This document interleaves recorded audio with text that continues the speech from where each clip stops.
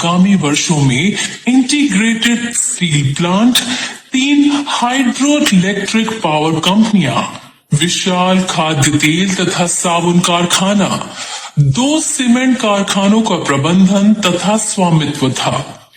इसके अलावा दोराब जी के ही कार्यकाल में Indian institute of science Bangalore की स्थापना हुई। सन 1910 में इंग्लैंड के राजा ने उन्हें नाइटहुड की उपाधि से विभूषित किया।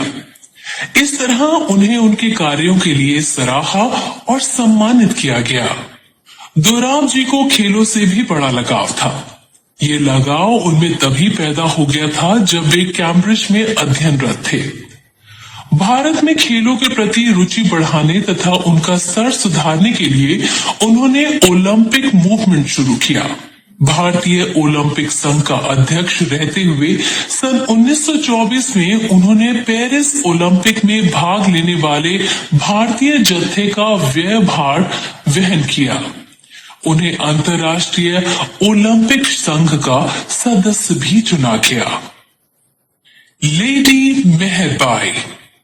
दोराब जी की पत्नी मेहरबाई का भारतीय महिला आंदोलन में एक अलग स्थान है। अपनी भारतीय बहनों की शिक्षा एवं कल्याण के लिए वो सदैव तत्पर रहती थी। बॉम्बे प्रेसिडेंसी विमेन काउंसिल तथा बाद में नेशनल काउंसिल ऑफ विमेन की वे संस्थापक सदस्य थी। उन्होंने महिलाओं को उच्च शिक्षा देने, पर्दा प्रथा की समाप्ति तथा छुआछूत मिटाने के लिए आंदोलन किया। इस कार्य में उन्हें दोराब जी का भी पूर्ण समर्थन मिला। भारत में लड़कियों की शिक्षा के संपूर्ण परिप्रेक्ष्य में सर्वेक्षण हेतु उन्होंने इंग्लैंड से एक सर्वेक्षक बुलाया। ये सर्वेक्षण 1 साल चला तथा बाद में पुस्तकाकार प्रकाशित हुआ, जिसने अगले कई सालों तक स्त्री शिक्षा के लिए एक पथ प्रदर्शक का कार्य किया। बॉटल क्रीक कॉलेज अमेरिका में भारत एवं भारतीयों के बारे में दिया गया उनका भाषण बड़ा सारगर्भित था, जिसने भारतीय जीवन एवं समाज के प्रत्येक पहलू को अपने में समेट लिया था। दोराब जी की तरह उन्हें भी खेलों से बहुत लगाव था। वे टेनिस की अच्छी खिलाड़ी थीं तथा उन्होंने कई पुरस्कार भी जीते। दोनों ने मिलकर कई ऑल इंडिया चैंपियनशिपों में भाग लिया तथा सफलता प्राप्त की थी। वे भारतीय रेड क्रॉस की भी एक सक्रिय सदस्य थीं। युद्ध के दौरान उन्होंने चंदा आदि जुटाने में भी काफी मेहनत की। उनके योगदान को मान्यता देते हुए किंग जॉर्ज पंचम ने उन्हें स्वयं सम्मानित किया। 18 जून 1931 को ल्यूकेमिया से उनकी मृत्यु हो गई। दोराब जी ने उनकी याद में सन 1932 में लेडी टाटा मेमोरियल ट्रस्ट की स्थापना की।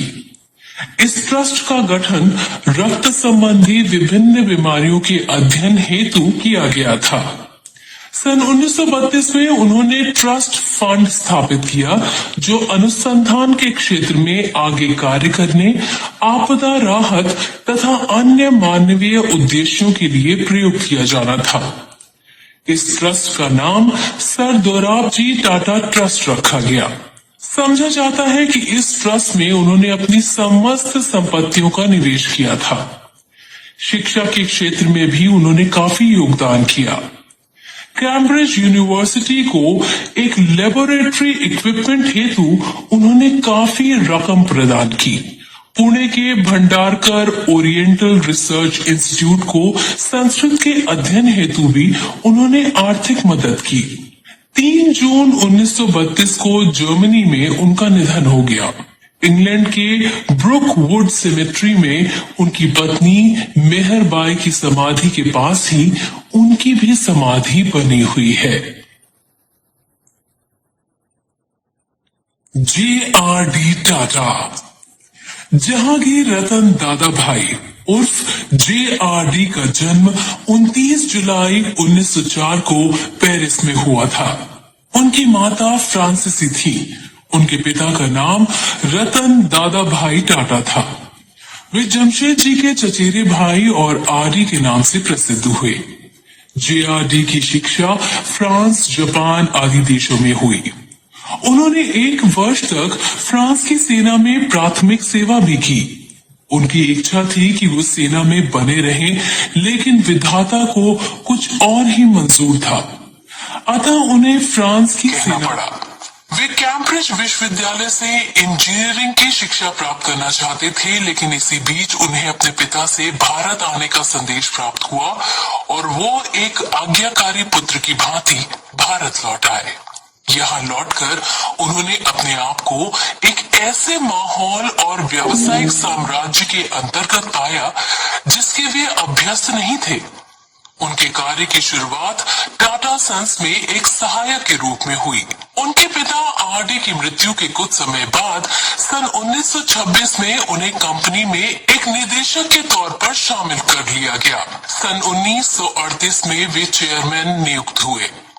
जेआरडी एक करिश्माई व्यक्ति थे। लगभग 53 वर्षों तक उन्होंने भारत के औद्योगिक विकास में अपना योगदान दिया।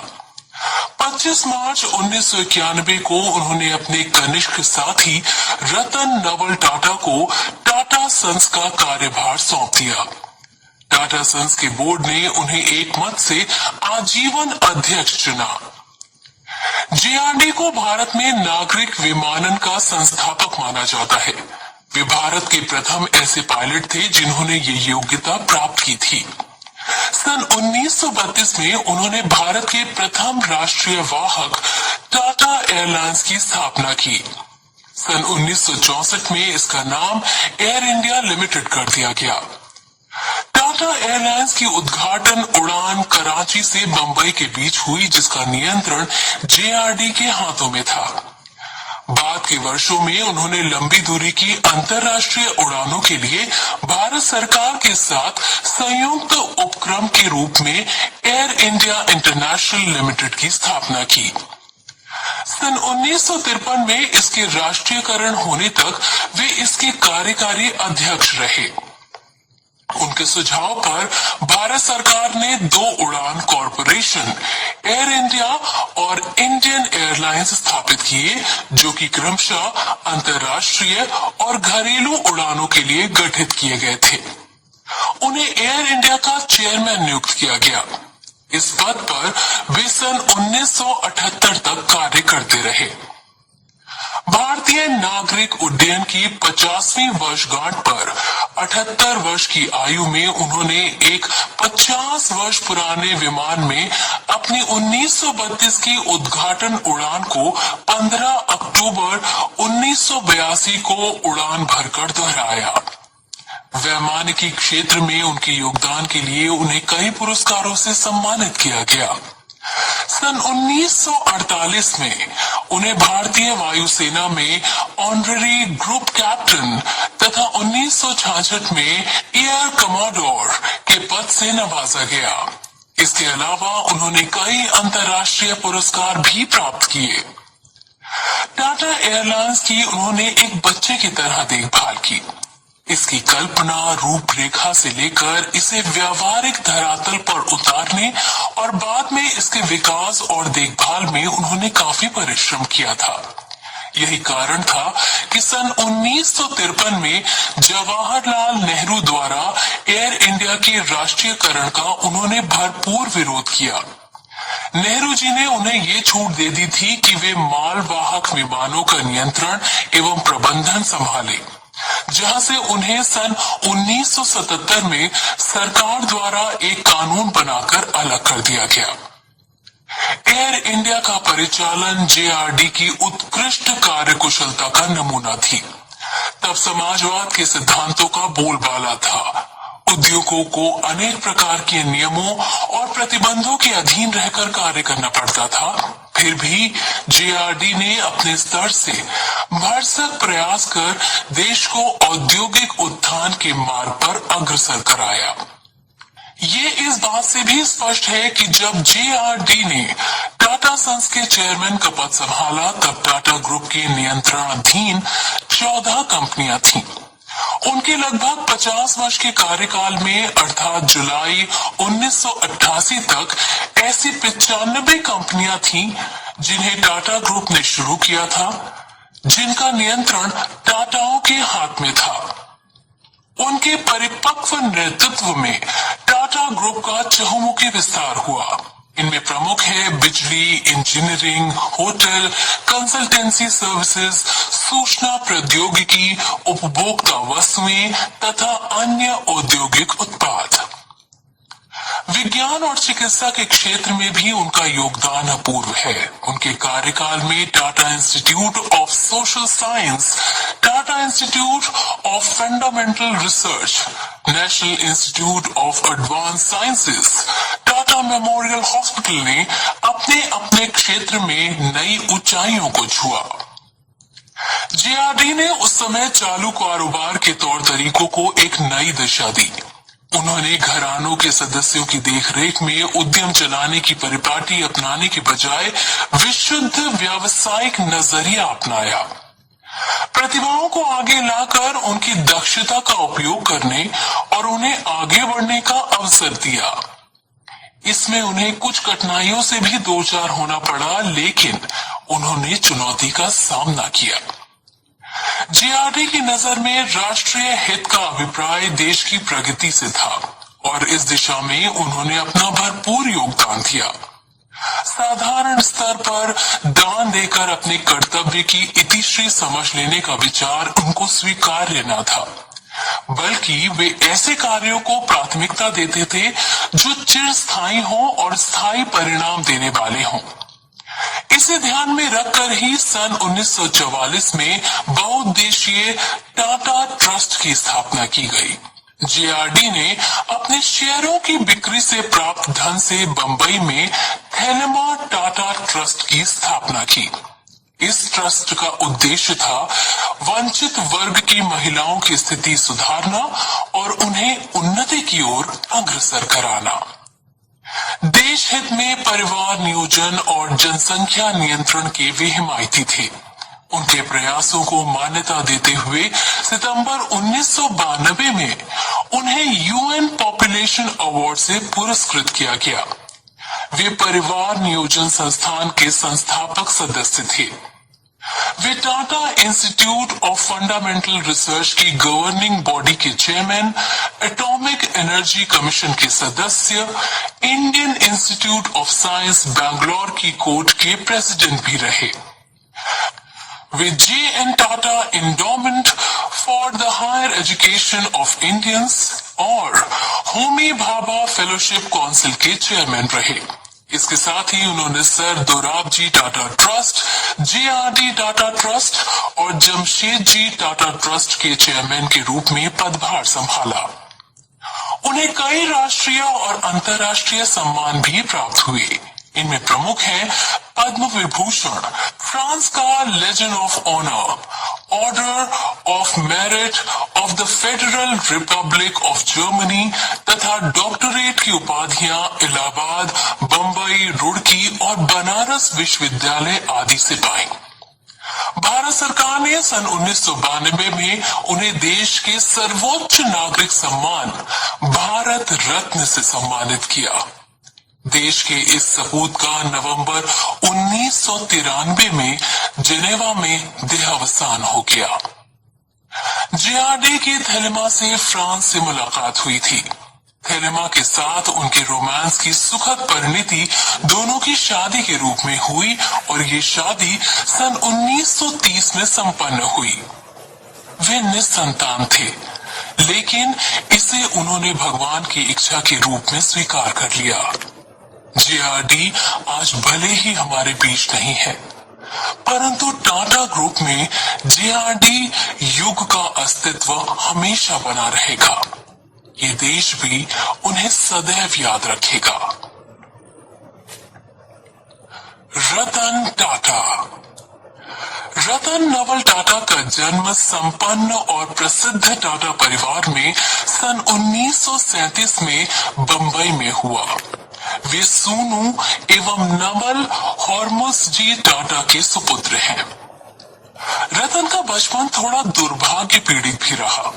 जब वो मात्र 7 वर्ष के थे तब उनकी माता और पिता के बीच तलाक हो गया।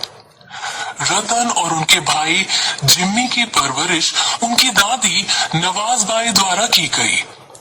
उनका रतन पर काफी स्नेह था। रतन टाटा की प्रारंभिक शिक्षा बंबई के कैंपियन स्कूल में हुई। 15 साल की उम्र में उन्हें आगे की पढ़ाई पूरी करने के लिए अमेरिका भेज दिया गया। अमेरिका के कॉर्नेल विश्वविद्यालय से उन्होंने सन 1962 में आर्किटेक्चर और स्ट्रक्चरल इंजीनियरिंग में स्नातक डिग्री प्राप्त की। उन्होंने हार्वर्ड बिजनेस स्कूल से एडवांस मैनेजमेंट प्रोग्राम का कोर्स भी किया। सन 1962 में भारत आने के पश्चात उन्होंने टाटा ग्रुप में प्रवेश पाया। तब जे.आर.डी. टाटा ग्रुप के चेयरमैन थे।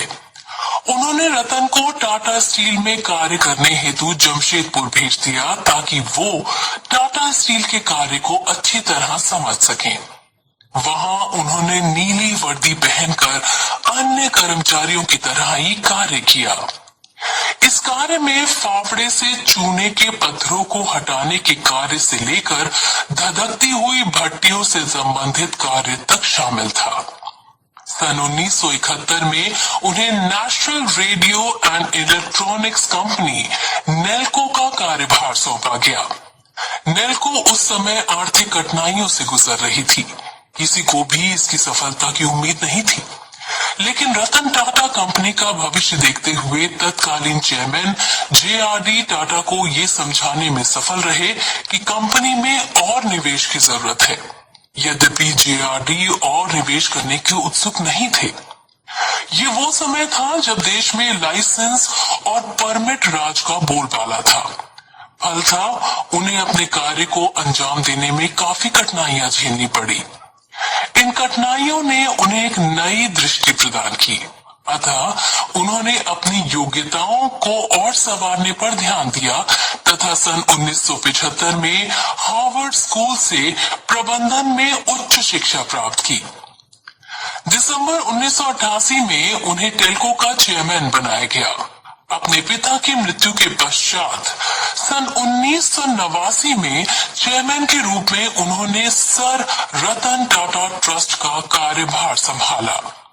अपने कार्यकाल में जे.आर.डी. टाटा ने टाटा सन्स का आधार कुछ विस्तृत किया। फलतः सन 1980 में इसमें जहां केवल 11 डायरेक्टर थे, 1991 तक इनकी संख्या 18 हो गई थी। इसमें उन लोगों को शामिल किया गया जिन्होंने टाटा ग्रुप के विकास में महत्वपूर्ण भूमिका निभाई थी। बाद के वर्षों में इसमें फेरबदल होता रहा। 25 मार्च 1991 को जे.आर.डी. टाटा ने अपने उत्तराधिकारी के रूप में रतन नवल टाटा का नाम टाटा सन्स के चेयरमैन पद हेतु प्रस्तावित किया और स्वयं अवकाश ग्रहण कर लिया। रतन टाटा के नेतृत्व में टाटा ग्रुप का सफर। जब रतन टाटा ने 104 वर्ष पुराने टाटा ग्रुप का प्रभार अपने हाथ में लिया तो उनकी पूर्ववर्ती जे.आर.डी. टाटा लगभग 50 वर्षों से इसका कार्य संभाले हुए थे। उन्होंने ग्रुप को एक नई चमक प्रदान की थी। वहीं दूसरी ओर इस पर अपनी व्यक्तिगत शैली की छाप भी छोड़ी। जे.आर.डी. के कार्यकाल के उत्तरार्ध में टाटा ग्रुप के विभिन्न संस्थानों के कुछ शक्तिशाली चेयरमैन तथा प्रबंध निदेशकों जो जे.आर.डी. से नजदीकी रूप से जुड़े थे ने अपने अपने संबंधों की घनिष्ठता की पृष्ठभूमि में अपने से संबंधित कंपनियों पर अपनी छाप छोड़ने की कोशिश की।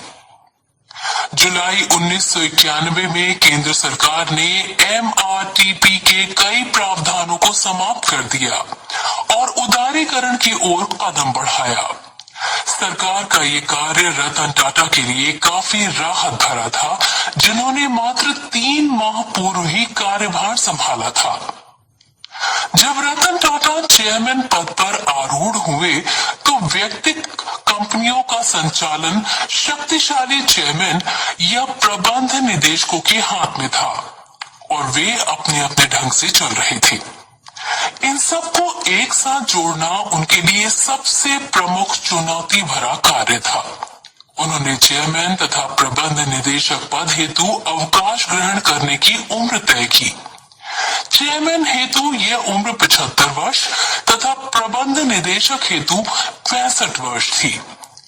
उन्होंने तत्कालीन कंपनियों को संगठित किया, कुछ अन्य से बाहर आना जाना सुनिश्चित किया, नई कंपनियां स्थापित की तथा बाद में कुछ का अधिग्रहण किया। अपने कार्यकाल के प्रथम दशक में ही उन्होंने 32 नई शुरुआतें की। JRD की मृत्यु तक ये स्पष्ट हो गया था कि रतन टाटा का टाटा सन्स के बैनर तले ग्रुप की कंपनियों को संगठित करने के प्रयास को JRD का वर्दहस्त प्राप्त था। उदारीकरण के इस दौर में टाटा होल्डिंग कंपनी ने ग्रुप कंपनीज जैसे टिस्को यानी टाटा स्टील, टाटा केमिकल्स, टेल्को यानी टाटा मोटर्स और टाटा टी में धीरे धीरे अपना शेयर अनुपात बढ़ा दिया। टाटा कंसल्टेंसी सर्विसेज का सार्वजनिकीकरण हुआ। इस दौरान Tata Motors New York stock exchange में सूचीबद्ध भी हुआ। शताब्दी के आखिरी दशक में कार्य की सुगमता हेतु टाटा ग्रुप ने कई क्षेत्रों जैसे खाद्य तेल, Tomco, cosmetics, Lakme, pharmaceutical, Rallis and Merind, paints, Goodlass Nerolac में अपने शेयर बेच दिए। इसके अलावा उन्होंने ACC, computer and telecommunication hardware और तेल में अपनी परिसंपत्तियां बेच दी। RBM टाइमेक्स जैसे संयुक्त उपक्रमों से वे अलग हो गए। सन 1990 से 2002 के बीच उनका मुख्य ध्यान कार, टेलीकॉम, इंश्योरेंस और फर्टिलाइजर्स पर रहा। 21वीं शताब्दी में आज टाटा ग्रुप के कार्य क्षेत्र को प्रमुख रूप से निम्न 7 क्षेत्रों में बांटा जा सकता है। मटेरियल्स जैसे स्टील और उन्नत plastic, chemicals, inorganic fertilisers, pesticides, engineering, automobiles, auto components, air conditioning, energy, ऊर्जा, उपभोक्ता वस्तुएं, चाय, कॉफी, घड़ियां, सेवाएं, होटल, रिटेल, वित्त सेवाएं, इंश्योरेंस, अंतर्राष्ट्रीय व्यापार, सूचना पद्धतियां, सॉफ्टवेयर, औद्योगिक और दूरसंचार, ऑटोमेशन एवं दूरसंचार। चेयरमैन का पद संभालते ही रतन टाटा ने कई तकनीकी व्यवसायों की आधारशिला रखी तथा कई उपक्रमों के विकास का लक्ष्य रखा। JRD के दक्ष निर्देशन में उन्होंने टाटा ग्रुप के संबंध में अपनी कल्पनाओं को साकार रूप देना शुरू कर दिया। ये एक तरह से संक्रमण काल था। उदारीकरण की शुरुआत के साथ ही पुरानी मान्यताओं और व्यवस्थाओं की जगह नई मान्यताएं और नियम स्थापित हो रहे थे। केंद्रीय औद्योगिक नीति में फेरबदल के साथ ही व्यक्तिगत उपक्रमों की स्थापना में व्याप्त तमाम विसंगतियों को दूर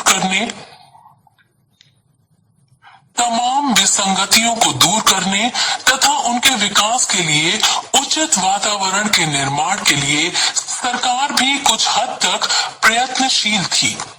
फलतः पब्लिक सेक्टर के कुछ क्षेत्र प्राइवेट सेक्टर के लिए खोल दिए गए।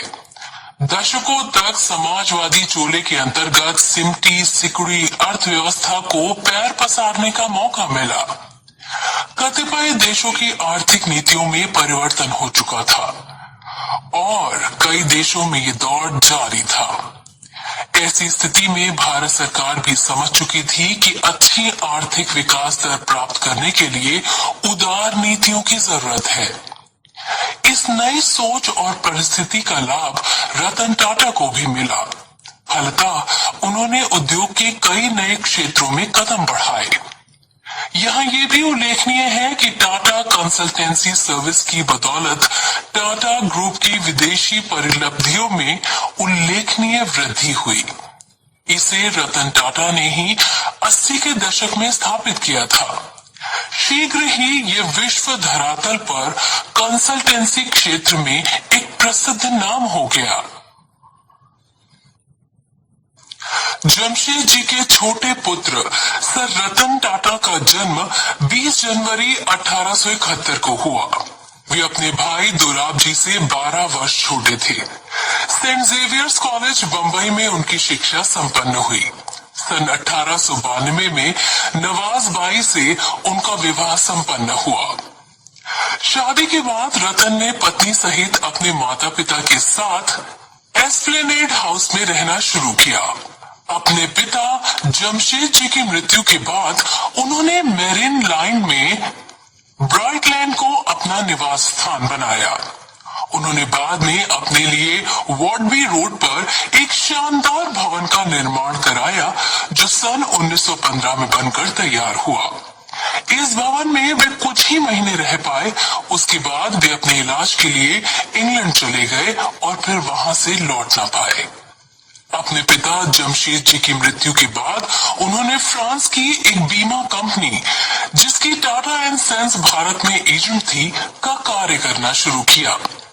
उन्होंने टाटा एंड कंपनी जो कपड़ा, धागा, रेशम, मोती तथा चावल आदि का व्यवसाय करती थी उसका कामकाज भी संभाला। इसकी पेरिस, शंघाई, कोबे, न्यूयॉर्क और रंगून में शाखाएं थीं। टाटा एंड सन्स के कामकाज में यद्यपि सर रतन टाटा संबद्ध थे, लेकिन इसका ज्यादातर उत्तरदायित्व उनके बड़े भाई दोराब जी पर था तथा वे ही अधिकांश जिम्मेदारियों का निर्वहन करते थे। रतन ने माहिम एवं बांद्रा में भू अर्जन में विशेष रुचि ली तथा बाद में ये कार्य सरकार ने अपने हाथ में ले लिया। सर रतन टाटा का सामाजिक जीवन भी व्यस्तताओं से भरा था। उनकी यात्राओं में काफी रुचि थी। अपने जीवन के उत्तरार्ध में प्रति वर्ष उन्होंने अपना ज्यादा समय इंग्लैंड में बिताया। वे कार्टन क्लब लंदन के सदस्य थे तथा इंग्लैंड की ऊंची सोसाइटी में एक सम्मानित सदस्य के तौर पर गिने जाते थे। सन 1906 में उन्होंने इंग्लैंड में लंदन के नजदीक ट्विकनेहम में स्थित यॉर्क हाउस को खरीद लिया तथा इससे सटे 12 एकड़ के क्षेत्रफल में एक सुंदर बगीचा विकसित किया। सर रतन टाटा में सामाजिक चेतना भी कूट कूट कर भरी हुई थी। महात्मा गांधी के नेतृत्व में दक्षिण अफ्रीका में अंग्रेजों की जाति के विरुद्ध संघर्ष के महत्व की उन्हें पूरी जानकारी थी। अतः उन्होंने इसमें न केवल नैतिक बल्कि आर्थिक मदद भी की। इस संघर्ष में अपने योगदान के रूप में उन्होंने गांधी जी को 5 किस्तों में 1,25,000 रुपए भेजे। दूसरी तरफ देश में गोपाल कृष्ण गोखले और उनकी सर्वेंट्स ऑफ इंडिया सोसाइटी द्वारा किए जा रहे उत्कृष्ट कार्यों को उन्होंने पर्याप्त समर्थन और सहयोग दिया। अपनी उदार सहायता के अंतर्गत इस आंदोलन को भी उन्होंने कुल मिलाकर 1,10,000 रुपए की आर्थिक सहायता दी। भारत की गरीबी तथा लोगों की दयनीय दिशा को देखकर सर रतन काफी उद्वेलित थे तथा वे इसमें सुधार चाहते थे। उनका आग्रह था कि इस विषय में वैज्ञानिक तरीके से जांच पड़ताल होनी चाहिए। सन 1912 में उन्होंने लंदन विश्वविद्यालय को इस दिशा में कार्य करने के लिए एक निकाय के गठन हेतु आर्थिक मदद का प्रस्ताव किया ताकि गरीबी और दयनीय दिशा के कारणों को चिन्हित कर सुझाव प्राप्त हो सके। सन 1913 में इसका गठन हुआ तथा सर रतन ने इसे प्रति वर्ष 1,400 पाउंड की दर से 3 वर्षों तक सहायता देना स्वीकार किया। सन 1916 में ये 5 वर्षों के लिए बढ़ा दिया गया। ये भुगतान उनकी मृत्यु के बाद भी सन 1931 तक उनके ट्रस्टियों द्वारा किया जाता रहा। कई अभ्यर्थियों ने इस क्षेत्र में अनुसंधान किया तथा अपने पेपर प्रस्तुत किए। सर रतन टाटा ने लंदन स्कूल ऑफ इकोनॉमिक्स में सोशल साइंसेस के अध्ययन हेतु इसका विभाग खोलने के लिए भी आर्थिक मदद मुहैया कराई। ये नया विभाग सन 1919 में Ratan Tata department of social sciences कहलाया। बाद में लंदन स्कूल ऑफ इकोनॉमिक्स ने इसकी पूरी जिम्मेदारी संभाल ली तथा तदनुसार ही इसका नाम भी परिवर्तित किया गया। भारत के अतीत में भी रतन की काफी रुचि थी। सन 1912 में बिहार एवं उड़ीसा में पुरातात्विक सर्वेक्षण और उत्खनन हेतु उन्होंने आर्थिक सहायता देने का प्रस्ताव किया। तदनुरूप ही पाटलिपुत्र में गहन उत्खनन डॉक्टर A.B. स्पूनर की देखरेख में किया गया। सन 1913 से 1917 तक इस कार्य के लिए सर रतन टाटा ने 75,000 रुपए की मदद दी। इस उत्खनन में कई सिक्कों, टेराकोटा के सामानों के अलावा अन्य बहुमूल्य सामग्री मिली, जो आज भी पटना म्यूजियम में संरक्षित है। सर रतन टाटा काफी उदार हृदय थे। किसी भी ऐसे कार्य के लिए उन्होंने मुक्त हस्त दान दिया जिससे वे प्रभावित हुए। प्राकृतिक आपदाओं जैसे बाढ़, अकाल और भूकंप की स्थिति में राहत हेतु उन्होंने अपना भरपूर योगदान किया। इसके अलावा सार्वजनिक स्मारकों, स्कूलों एवं अस्पतालों को भी उन्होंने काफी आर्थिक सहायता प्रदान की। जॉर्ज पंचम एंटी ट्यूबरकुलोसिस लीग को उन्होंने 10 वर्षों तक 10,000 रुपए प्रति वर्ष की आर्थिक मदद की। इस संस्था द्वारा संचालित संस्थान में गरीब क्षय रोगियों का इलाज किया जाता था। उनके विभिन्न सेवा कार्यों हेतु सन 1916 में उन्हें नाइटहुड की उपाधि प्रदान की गई। कला के भी वे एक बड़े कद्रदान थे। देश और विदेश में अपनी यात्राओं के दौरान वे तस्वीरों, तैलचित्रों, बंदूकों, तलवारों, चांदी के पात्रों, हस्तलिपियों, पात्रों और कालीनों का संग्रह करते रहते थे, जो कला और शिक्षा की दृष्टि से महत्वपूर्ण थे। बाद में उन्होंने ये संग्रह Prince of Wales museum Mumbai को सौंप दिया। सन 1916 में सर रतन चीन और जापान की यात्रा पर गए थे। जब वह लौटे तो बीमार पड़ गए। डॉक्टरों ने इलाज हेतु उन्हें इंग्लैंड जाने की सलाह दी। अपनी पत्नी नवाजबाई और सचिव P.P. मिस्त्री के साथ वे अक्टूबर सन 1916 में इंग्लैंड रवाना हुए। रास्ते में उनका जहाज जर्मनी के टारपीडो का शिकार हो गया। यद्यपि उन सभी यात्रियों के साथ साथ रतन जी को भी बचा लिया गया, लेकिन रास्ते में हुई इस देरी का उनके स्वास्थ्य पर बहुत बुरा